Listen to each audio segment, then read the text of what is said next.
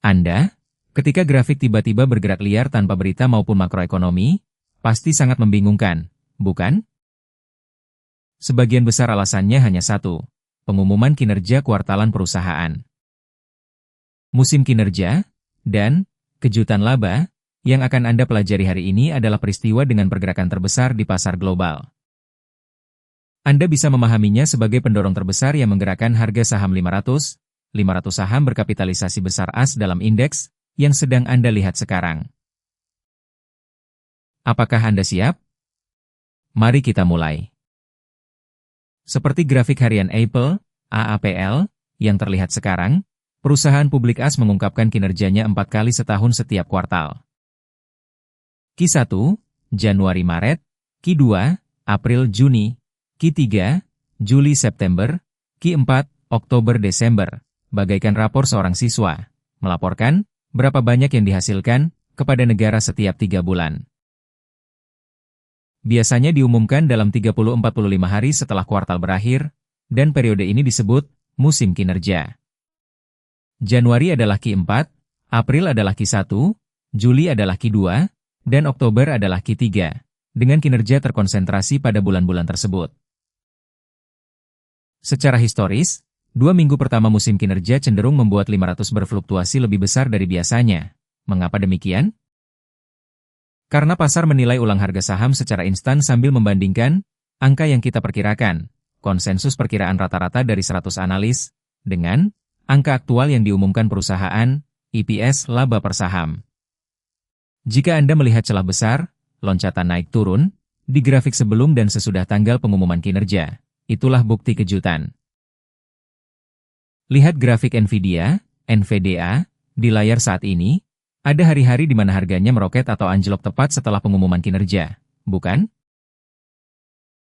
Saat mengungkapkan kinerja, perusahaan juga meluncurkan satu hal lagi, panduan, guidance, yang berarti prospek kuartal berikutnya. Ini seperti restoran yang mengumumkan terlebih dahulu bahwa mereka sedang menyiapkan menu baru untuk bulan depan. Misalnya, jika Nvidia mengumumkan bahwa pendapatan Q2 ditargetkan mencapai $250 miliar, analis perusahaan sekuritas langsung memperbarui target harga saham mereka berdasarkan hal itu. Disinilah intinya, perkiraan rata-rata dari 100 analis sekuritas disebut konsensus, dan jika pengumuman perusahaan mengalahkan angka tersebut, harga saham akan melonjak tajam. Bagaikan seorang siswa yang mendapat nilai 90 padahal perkiraan rata-rata ujian sekolah adalah 70. Misalnya, perkiraan EPS, laba per saham, 2,50 dan perusahaan mengumumkan 2,65 kejutan, 6 investor membeli naik 38 pada hari itu. Sebaliknya, jika hanya mengumumkan 2,40 meleset 4 anjlok 6,15. Sekalipun angka kinerjanya secara mutlak bagus, jika kurang dari ekspektasi pasar, harga saham akan turun. Di grafik harian 100 yang terlihat sekarang, Anda melihat bagian-bagian yang anjlok dan melonjak tanpa diduga, bukan? Sebagian besar adalah musim pengumuman kinerja. Kejutan laba terjadi ketika perusahaan mengumumkan pendapatan yang melampaui ekspektasi pasar. Misalnya, ketika perkiraan EPS adalah 1,00 dan aktualnya menjadi 1,15, kejutan yang menyenangkan. Secara statistik, jika melampaui perkiraan sebesar 5 atau lebih, pembelian oleh investor cenderung meningkat sehingga naik 28 pada hari pengumuman kinerja. Sebaliknya, jika 5 lebih rendah dari ekspektasi, meleset, penjualan oleh investor meningkat dan dapat menyebabkan keanjlokan 3,15 pada hari tersebut. Khususnya saham IT dan pertumbuhan lebih sensitif terhadap kegagalan. Secara historis, sekitar 60-70 dari total pengumuman kinerja melampaui perkiraan, dan 30-40 tercatat meleset. Karena ketidakpastian inilah volatilitas opsi meningkat selama pengumuman kinerja, karena investor mencoba bersiap menghadapi fluktuasi harga yang tidak dapat diprediksi. Coba amati rentang volatilitas, HL, yang mulai meningkat dari 3-7 hari sebelum pengumuman pada grafik. Lihat batang mingguan, 1W, 500 di layar saat ini, Anda dapat melacak tanggal pengumuman kinerja dengan mengaktifkan tanda peristiwa. Pertama, tombol, pengaturan, atas pada grafik TradingView, roda gigi, tab, peristiwa, centang, kinerja perusahaan, atau earnings. Tanda E kecil akan muncul di grafik. Coba aktifkan dan nonaktifkan sendiri untuk mengamati pola tersebut.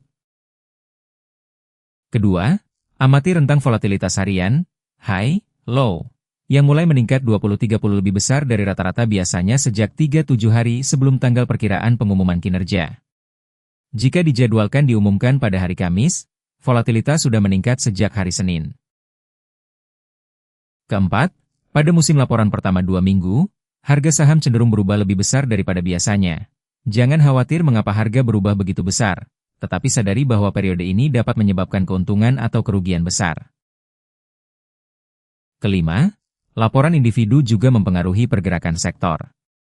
Misalnya, perusahaan AI seperti Microsoft dan Nvidia yang melaporkan hasil yang lemah dapat menyebabkan pergerakan turun secara keseluruhan di sektor teknologi, KIKIKI, sementara perusahaan keuangan yang melaporkan hasil yang baik dapat menyebabkan pergerakan naik di sektor keuangan, XLF.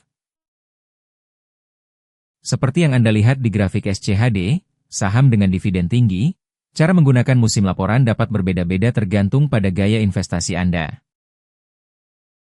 Strategi 1. Menyusul setelah laporan. Setelah pasar menunjukkan reaksi yang jelas setelah 2-3 hari, kita mengikuti pergerakan pasar. Keuntungan yang diperoleh relatif kecil, tetapi kita dapat menghindari kerugian. Strategi 2. Betting sebelum laporan. Sebelum laporan 1-2 minggu, kita menganalisis PE dan pertumbuhan penjualan untuk menemukan saham yang di bawah nilai pasar dan membelinya sebelum laporan. Misalnya, jika kita membeli saham dengan harga pukul 2 dan kita yakin bahwa perusahaan akan melaporkan hasil yang lebih baik, pukul 2.50, kita dapat memperoleh keuntungan setelah laporan. Namun, kita harus siap menghadapi risiko turun Mei 15 jika laporan tidak sesuai dengan perkiraan. Strategi 3. Menghindari perubahan. Saham dengan dividen tinggi seperti SCHD memiliki perubahan harga 24, sementara saham pertumbuhan seperti KIKIKI dapat berubah 15-30. Pilih saham yang sesuai dengan tujuan Anda. Peringatan, perubahan harga pada hari laporan dapat menjadi kesempatan maupun penyebab kerugian. Jangan spekulasi, tetapi bandingkan antara harapan pasar dan hasil laporan sebelum membuat keputusan. Investasikan hanya jumlah yang Anda dapat tanggung. Ingatlah grafik Apple, AAPL, laporan keuangan perusahaan di Amerika Serikat bukan hanya tentang angka-angka akuntansi, tetapi tentang pasar yang menilai harapan pasar versus kenyataan perusahaan dalam satu waktu.